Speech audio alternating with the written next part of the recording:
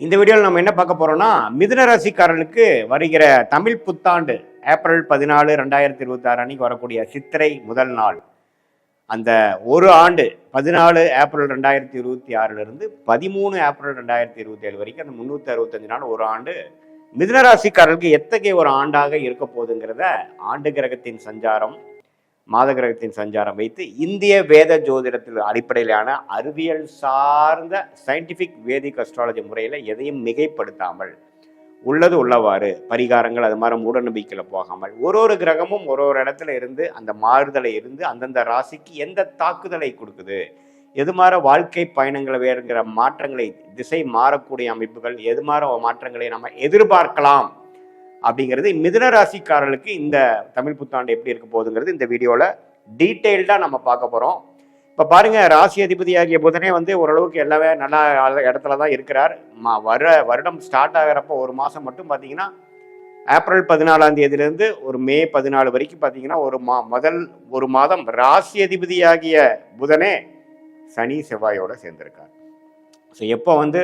சனி செவ்வாயோட ராசி அதிபதி சேர்ந்துட்டாரோ அப்போவே பார்த்தீங்கன்னா கொஞ்சம் பிரச்சனைகள், வேலை நிமித்தமாக அதிகமான ஹார்ட் ஒர்க்கு அதுங்கிற மாதிரி பிரச்சனைகள்லாம் கொஞ்சம் இருக்கும். அதுக்கப்புறம் பார்த்தீங்கன்னா கொஞ்சம் கொஞ்சமாக அந்த புதன் ராசி அதிபதி வந்து சனி செவ்வாயோடு விலகி நல்ல நல்ல இடத்துக்கு 11ஆம் இடம், நட்பு வீடான சுக்கிரன் வீடம், அப்புறம் ராசிக்குள்ளேயே வரக்கூடிய நல்ல ஒரு மாற்றத்தை கொடுக்கக்கூடிய அமைப்புகள் அப்படியே வருது. அதுக்கப்புறம் வரக்கூடிய குரு பயிற்சி ஜூன் 1ஆம் தேதி 2026 குரு பயிற்சி என்னதான் ராசியில் இருக்கக்கூடிய 2ஆம் இடத்துல வந்தாலும், பாதகாதிபதி 2ஆம் இடத்துக்கு வந்தாலும் உச்சம் பெற்று 8ஆம் இடம் 6ஆம் இடம் 10ஆம் இடத்தை பார்க்கும் பொழுது பண வசதி, பண வரவு,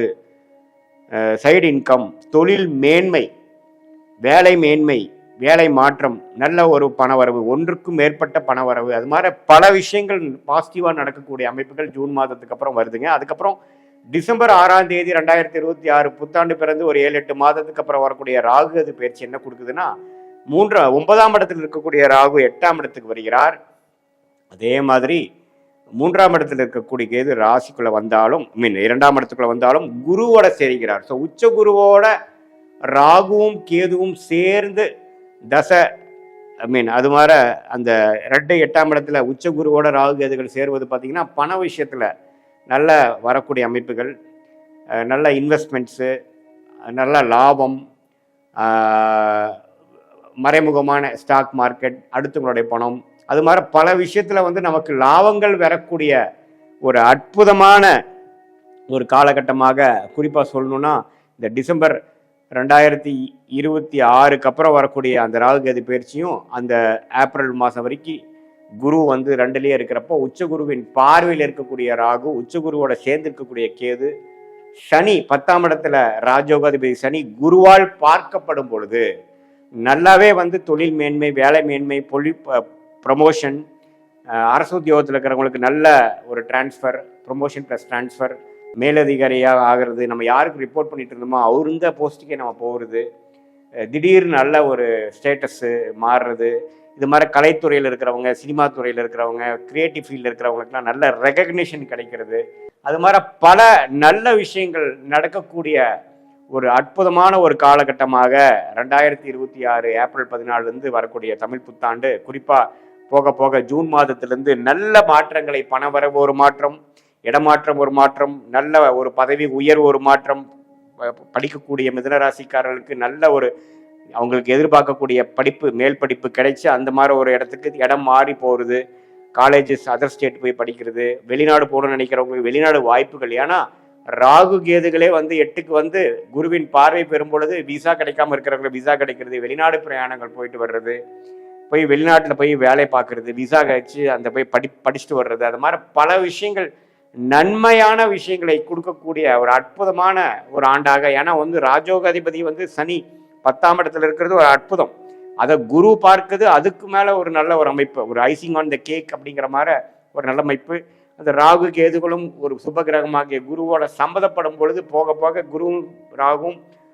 குருவும் கேதுவும் எந்த அளவுக்கு இணையறாங்களோ அந்த அளவுக்கு பார்த்தீங்கன்னா 2 ராகு கேதுகள் திருட்பலம் பெற்று ஒளி பெற்று இன்னுமே நல்ல பலன்களை கொடுக்கக்கூடிய அமைப்பு கண்டிப்பாக உண்டு. ஸோ இது வந்து ஒரு மிதுன ராசிக்காரங்களுக்கு ஒரு கேம் சேஞ்சராக இருக்கக்கூடிய அமைப்பு. ஜூன் மாதம் வரைக்கும் கொஞ்சம் ஸ்லோவாகவும் அதுக்கப்புறம் நல்ல ஒரு அமைப்புகளாகவும் கொடுக்கக்கூடிய அமைப்புகளாக மிதுன ராசிக்காரர்களுக்கு உண்டு. இது பொதுவான பலனை தவிர உங்களுடைய ஜென்ம ஜாதகத்தில் நீங்கள் பிறந்த தேதி, பிறந்த நேரம், பிறந்த உரை வைத்து வரக்கூடிய ஜாதகத்தை போட்டு திருக்கணித பஞ்சாங்க பிரகாரம் போட்டு உங்களுக்கு என்ன லக்னத்தில் பிறந்தீங்க, நீங்கள் மிதுன ராசியாக இருக்கும் பொழுது மிருகசீரிட நட்சத்திரத்தில் இருக்கக்கூடிய நீங்கள் அந்த கடைசி 2, 3, 4 பாதமா, அல்லது திருவாதிரை நட்சத்திரமா, அல்லது புனர்பூச நட்சத்திரத்தோட முதல் 2 பாதமா, எந்த நட்சத்திரத்தில் பிறந்தீங்க பார்த்து எந்த லக்னத்தில் பிறந்தீங்க, அந்த லக்னாதிபதி உங்கள் ஜாதகத்தில் எப்படி இருக்குது, என்ன தசாபுக்திகள் போய்கொண்டிருக்கிறது, தசநாதன் புக்திநாதன் இப்போ நம்ம பேசின கோச்சாரத்தில் எது மாதிரி அமைப்பில் போய்கொண்டிருக்கிறது, இது எல்லாமே நம்ம ஓரளவுக்கு சேர்த்து வைத்து பார்க்கும் பொழுது துல்லியமான பலன்கள் அடுத்த வரக்கூடிய காலகட்டம் எது மாதிரி ஒரு ஷார்ட் டேர்ம் இருக்கு, எது மாதிரி ஒரு லாங் டேர்ம் இருக்கு, நம்மளுடைய வாழ்க்கையை அடுத்த வரக்கூடிய கட்டங்கள் வந்து எது மாதிரி திசையில திரும்புற மாதிரி இருக்கு, என்ன ட்ரெண்டு காட்டுது, வேலை மாற்றங்கள் உண்டா இல்லையா, இப்போ இருக்கிற வேலையிலேயே பல்ல கடிச்சிட்டு இருக்கணுமா அல்லது மாறலாமா, எந்த நேரத்தில் வந்து நமக்கு ப்ரொமோஷன் கிடைக்கும், எந்த நேரத்தில் வந்து நம்ம உயர்கல்வி நம்ம எதிர்பார்க்குற உயர்கல்வி பண்ணலாம், எந்த நேரத்தில் திருமண விஷயங்கள் வருது, திருமண தடைகள் எப்போ முடிய போகுது, குழந்தை பேர் எதிர்பார்க்குறவங்களுக்கு எந்த நேரத்தில் குழந்தை பேர் கிடைக்கும், எது மாதிரி நேரத்தில் வந்து ஒரு புதிய தொழில் ஆரம்பிக்கலாம், எது நேரத்தில் நம்ம திரும்பி வெளிநாட்டிலேருந்து உள்நாட்டுக்கு வர முடியுமா, இடம் வீடு வண்டி வாகனம்லாம் வாங்கக்கூடிய அமைப்பு இருக்கா, கடன் எப்போ தீரும், உடல்நல கோளாறு எப்போ முடிவுக்கு வரும், எப்போ ஓரளவுக்கு சீரான உடல் அமைப்புக்குள்ளே போவோம், அது மாதிரி நம்மளோட உறவுகள் எல்லா விஷயத்தையும் பார்த்தீங்கன்னா இந்திய வேத ஜோதிட அடிப்படையிலான இந்திய சயின்டிஃபிக் வேதிக் அஸ்ட்ராலஜி முறையில் எதையும் மிகைப்படுத்தாமல், சாயங்கள் பூசாமல், பரிகாரங்கள் மாற விஷயத்துக்குள்ள போகாமல் உள்ளது உள்ளவாறு கர்மா எப்படி சொல்லுது, உங்கள் ஜாதகத்தில் கிரகங்கள் எப்படி இருக்குது, எந்த காம்பினேஷன் இருக்குது, நம்மளுடைய 18 வருஷம் அனுபவத்தில் ஒரு கிரகமும் ஒரு மாதிரி இருந்தால் எது மாதிரி அமைப்பு கொடுக்கும் அப்படிங்கிறத துல்லியமாக நம்ம கற்றுக்கொண்டு இருக்கிறோம். அதை வந்து நம்மளோட லைவாக பார்த்து எது மாதிரி அமைப்பில் வந்து இருந்தால் எது மாதிரி கர்மா கொடுக்குது, எந்த கிரகத்தின் தொழில் நமக்கு நல்ல சாதகமாக இருக்கிறது, எந்த வேலை நமக்கு நல்லா வரும், வேலையா தொழிலா அல்லது வெளிநாடு வாய்ப்புகளா, கவர்மெண்ட் ஜாபா அல்லது வந்து பிரைவேட் செக்டாரா, எது மாதிரி துறையில் நம்ம படிக்கலாம், குழந்தைகள் எந்த மாதிரி துறையில் வர்றதுக்கு வாய்ப்புகள் இருக்குது அப்படிங்கிறதெல்லாம் நம்மளுடைய ஜாதகத்தை பார்த்து நம்மளை வந்து எந்த விதத்துலையும் நம்ம வந்து இப்போ ஒரு மூட நம்பிக்கையில் போகாமல் எந்தெந்த கிரகம் எப்படி இருந்தால் எப்படி ஆகுங்கிறது நம்மளுடைய 18 வருஷத்தில் இருந்த ஆராய்ந்த ஒரு கிட்டத்தட்ட ஒரு 40-45 ஜாதகத்தை பார்த்த ஒரு அனுபவத்தை யூஸ் பண்ணி சயின்டிஃபிக்காக நம்ம புரிந்து கொண்டு அதுக்கு தகுந்த மாதிரி நம்மளுடைய வாழ்க்கை பயணம் தீட்டி தேவையில்லாத வேலைகளை செய்யாமல், தேவையற்ற முயற்சிகள் தப்பான டைரக்ஷனில் போகாமல், எந்தெந்த நேரத்தில் எந்தெந்த வேலைகள் செய்தால் அந்தந்த பலன் கிடைக்குமோ அதுக்கு தகுந்த விஷயங்களை செய்தோமானால் தேவையற்ற பண விரயங்கள், தேவையற்ற பொருள் சமய விரயங்களெல்லாம் தவிர்த்து எளிதான வாழ்க்கையில் எதிர்நீச்சல் போடாமல் நம்மளுடைய கர்மபலன் என்ன காமிக்குதோ அதுக்கு தகுந்த பொட்டன்ஷியல், அதுக்கு தகுந்த ஒரு